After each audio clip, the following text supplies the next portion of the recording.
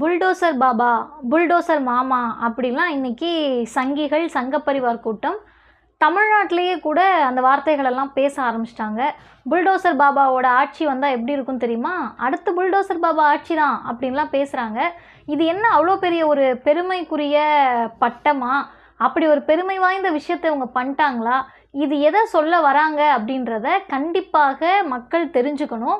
அதெல்லாம் விட முக்கியமாக உத்தரப்பிரதேசத்தில் ஒரு சாமியார் ஆட்சி, யோகி ஆதித்யநாத் என்ற அந்த சாமியாருடைய ஆட்சியில் இஸ்லாமிய வெறுப்பு எந்த அளவுக்கு அதிகமாகி சட்டத்தை கையில் எடுத்து வீடுகளை இடிக்கக்கூடிய அளவிற்கு இந்த பிஜேபி, ஆர்எஸ்எஸ், சங்கப்பரிவார் சங்கி கூட்டம் ஆபத்தானது, மோசமானது அப்படின்றதையும் நம்ம தெரிஞ்சுக்கணும்.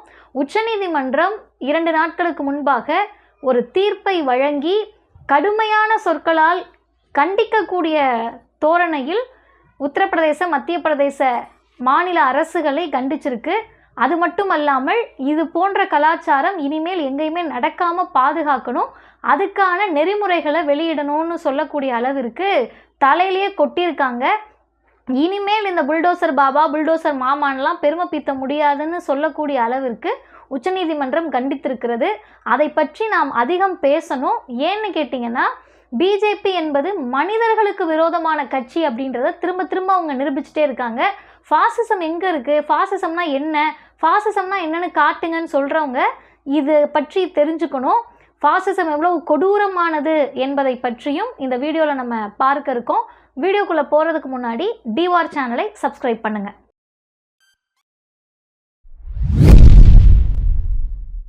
அனைவருக்கும் வணக்கம்.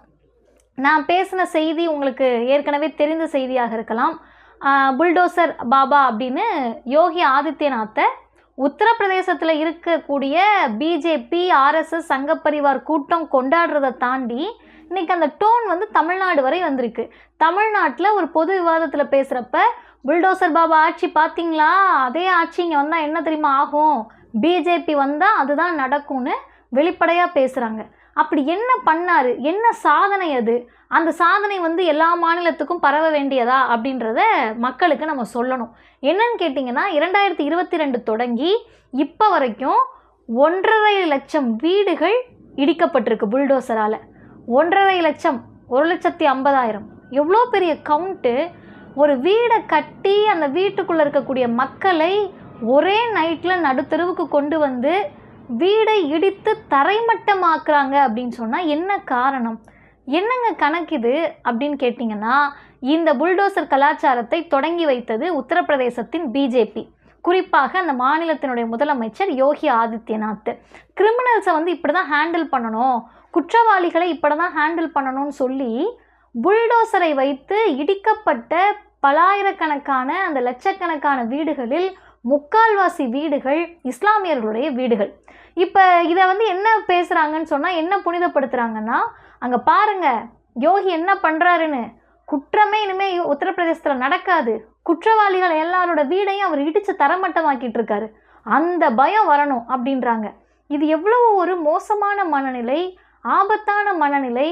முதல் கிரிமினல்ஸ் அப்படின்னு இவங்க சொல்கிறாங்கல்ல, அவங்கெல்லாம் குற்றம் சாட்டப்பட்டவர்களாக இருந்தாலும் கூட நல்லா நம்ம புரிஞ்சுக்கணும்.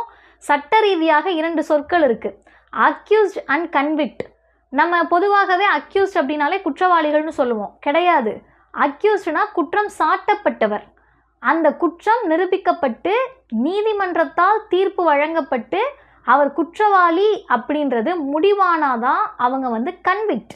அப்போ நீங்கள் இங்கே இருக்கக்கூடிய எல்லாரையுமே சட்டம் என்ன சொல்லுதுன்னா, குற்றம் சாட்டப்பட்டவர்கள் தீர்ப்பு குற்றவாளியாக மாறக்கூடிய நிலை வரை, அந்த நிமிடம் வரை அவர்கள் குற்றம் சாட்டப்பட்டவர்கள்தான். அவர்கள் பக்கம் இருக்கக்கூடிய தரப்பு நியாயத்தை சொல்லுவதற்கு அவங்களுக்கு உரிமை இருக்குன்னு சொல்கிறாங்க. இதெல்லாம் சட்டம் சொல்லுவது.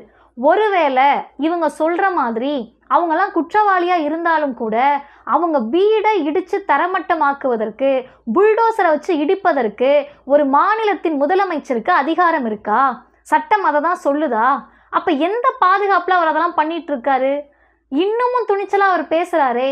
அப்போ இவரை பின்பற்றி மத்திய பிரதேசம், ராஜஸ்தான் எல்லா மாநிலங்கள்லையும், வட இந்திய மாநிலங்கள், குறிப்பாக பிஜேபி ஆளக்கூடிய இந்த 3-4 மாநிலங்களில் இந்த புல்டோசர் கலாச்சாரம் பரவ தொடங்கி அது எல்லா இடங்கள்லையும் பரவி இடிக்கப்பட்ட வீடுகளின் எண்ணிக்கை 1,50,000 ஆன பிறகுதான் உச்சநீதிமன்றம் அதை கண்டித்திருக்கிறது.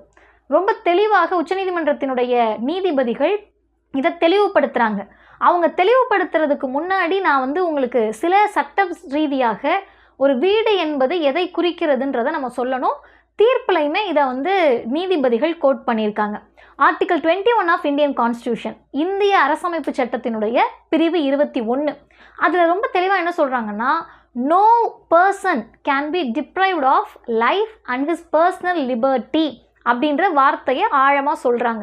இதில் என்னங்க பெரிய விஷயம்னு கேட்டிங்கன்னா, இந்திய அரசமைப்பு சட்டம் தெரிந்தவர்களாக இருந்தாலும் சரி, தெரியாதவர்களாக இருந்தாலும் சரி, நம்ம புரிஞ்சுக்க வேண்டியது என்னன்னு கேட்டிங்கன்னா, இந்திய அரசமைப்பு சட்டத்தினுடைய மற்ற பிரிவுகளில் சிட்டிசன் ஆஃப் இந்தியான்ற வார்த்தை இருக்கும், பீப்புள் ஆஃப் இந்தியான்னு இருக்கும், இந்தியன் பீப்புள்னுலாம் இருக்கும். அது என்ன அப்படின்னா, இந்தியாவில் இருக்கக்கூடிய மக்களுக்கு, இந்தியாவினுடைய குடிமக்களுக்கு அப்படின்னு தான் இந்தியன் கான்ஸ்டியூஷனில் எல்லா பிரிவுகள்லையும் இருக்கும். ஆனால் ஆர்டிகல் 21 மட்டும்தான் பர்சன் அப்படின்ற வார்த்தை இருக்குது. அப்போ அதனுடைய அர்த்தம் என்ன? இந்தியாவில் இருக்கக்கூடிய நீங்கள் சிட்டிசனாக இருக்கலாம், குடிமக்களாக இல்லாமல் இருக்கலாம், ஃபாரினராக இருக்கலாம், சுற்றி பார்க்க வந்தவங்களாக இருக்கலாம், யாராக இருந்தாலும் இந்தியாவில் இருக்கக்கூடிய எல்லோருக்குமே அவர்களுடைய வாழ்க்கையையும் தனி மனித சுதந்திரத்தையும் காப்பாற்றப்பட வேண்டும். எந்த காரணத்தை சொல்லியும் அவர்களுடைய வாழ்க்கையும் தனி மனித சுதந்திரமும் பறிக்கப்படக்கூடாது அப்படின்னு தான் சட்டம் சொல்லுது. இப்போ என்னன்னு கேட்டிங்கன்னா, இது வீடு அப்படின்றது நீதிபதிகளுடைய தீர்ப்பில் தெளிவாக சொல்கிறாங்க. அது it is not a mere property, அது ஒரு சொத்து மட்டும் கிடையாது, பல நாள் கனவு, பல ஆண்டுகள் கனவு. அதெல்லாம் விட முக்கியமானது, இட் இஸ் அ செக்யூரிட்டி. நமக்கு ஒரு பாதுகாப்பை கொடுப்பது வீடு, டிக்னிட்டி. இன்றைக்கி வீடற்றவர்கள் எத்தனை பேரை நம்ம பார்க்குறோம். வீடு கட்ட முடியாமல், வீடு கட்டுவதற்கான வாய்ப்பு இல்லாமல், வீடு இல்லாமல் ரோடு ஓரங்களில், தெரு ஓரங்களில் இருக்கக்கூடிய மக்கள் நம்ம பார்க்குறோம். அவங்களுக்கு ஒரு டிக்னிஃபைடு லைஃப் இல்லைல்ல.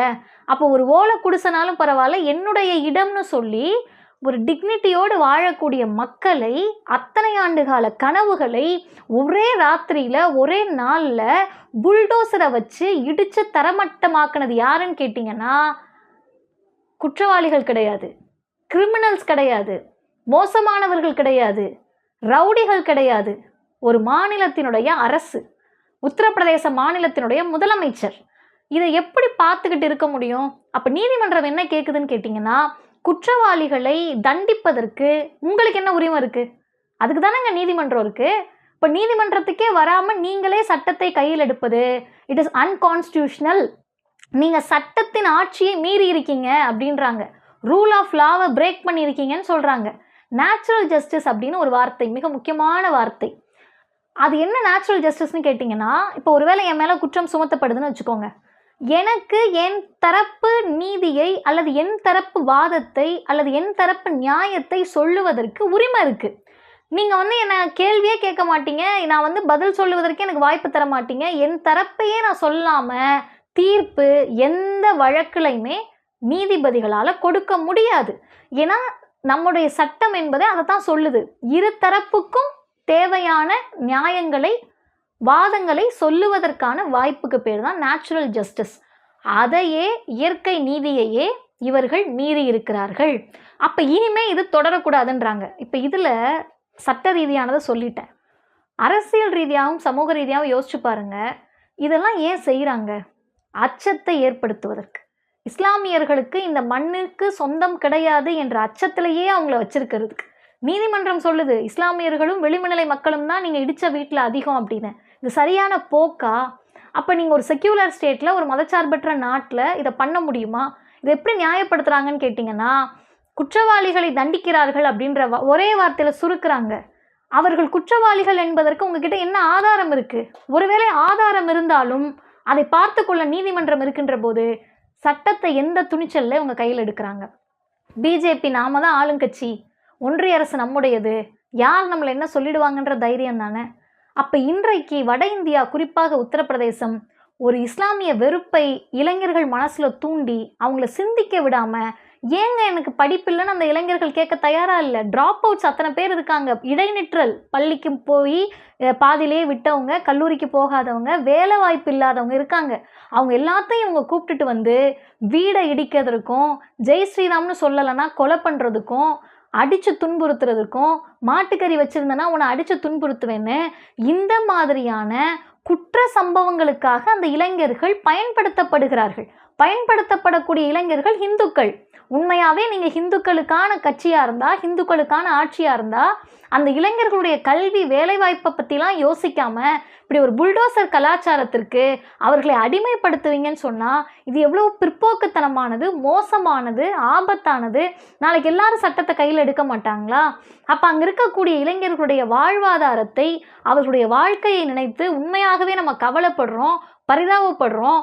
உச்சநீதிமன்றம் தலையிலேயே கொட்டி இனிமேல் இப்படி நடந்துச்சுன்னா அவ்வளோதான்னு கண்டித்த பிறகு கூட நேற்றைக்கு முதல் நாள் அகிலேஷ் யாதவ் இந்த புல்டோசர் கலாச்சாரத்துக்கு எதிராக சொன்ன ஸ்டேட்மெண்ட்டுக்கு அதே யோகி என்ன சொல்கிறாருன்னா, புல்டோசர் கலாச்சாரத்தை நிறுத்துவோன்னெலாம் சொல்லலை. இது உங்களாலலாம் பண்ண முடியாது, வன்முறையை பார்த்து மண்டியிடக்கூடியவர்கள் நீங்கள், எங்களுக்கு தான் இதெல்லாம் பண்ண முடியும்னு உச்சநீதிமன்ற ஆணை வந்த பிறகு கூட திமிரா பேச முடியுதுன்னா ஆர்எஸ்எஸ் என்பது எவ்வளோ பயங்கரமானது. இவங்களுக்கு சட்டத்தை பற்றிலாம் கவலை கிடையாது, நீதிமன்றத்தை பற்றிலாம் கவலை கிடையாது. இவங்க என்ன வேணாலும் செய்வதற்கு துணிந்தவர்கள். பார்ப்பன பனியா ஆட்சியை நிறுவுவதற்கு, பார்ப்பன பனியாக்கள் நிம்மதியாக வாழ்கிறதுக்காக இவர்கள் இஸ்லாமியர்களை மட்டுமல்ல, கிறிஸ்தவர்களை மட்டுமல்ல, ஓபிசி, எஸ்சி, எஸ்டி ஹிந்துக்களையும் காவு வாங்குவதற்கு தயாராக இருக்கக்கூடிய காவி சங்கப்பரிவார் கூட்டங்கள். இதுக்கு பேர் தான் ஃபாசிசம். நட்ட நடுராத்திரியில் பகலில் எந்த வேலையாக இருந்தாலும் சரி, சட்டத்திற்கு புறம்பாக ஒரு மாநில அரசு, ஒரு முதலமைச்சரை இஸ்லாமியர்களுடைய வீட்டை இடித்து தரமட்டமாக்க முடியும்னா அந்த மனிதநேயமற்ற செயலுக்கு பெயர் தான் ஃபாசிசம். இந்த ஃபாசிசவாதிகளை தமிழ்நாடு ஒருபோதும் அனுமதிக்கக்கூடாது என்ற விழிப்புணர்வுக்காக தான் இந்த வீடியோ. நன்றி. தொடர்ந்து சமூக அரசியல் நிகழ்வுகளை தெரிந்து கொள்ள டிவார் சேனலை சப்ஸ்கிரைப் செய்யுங்கள்.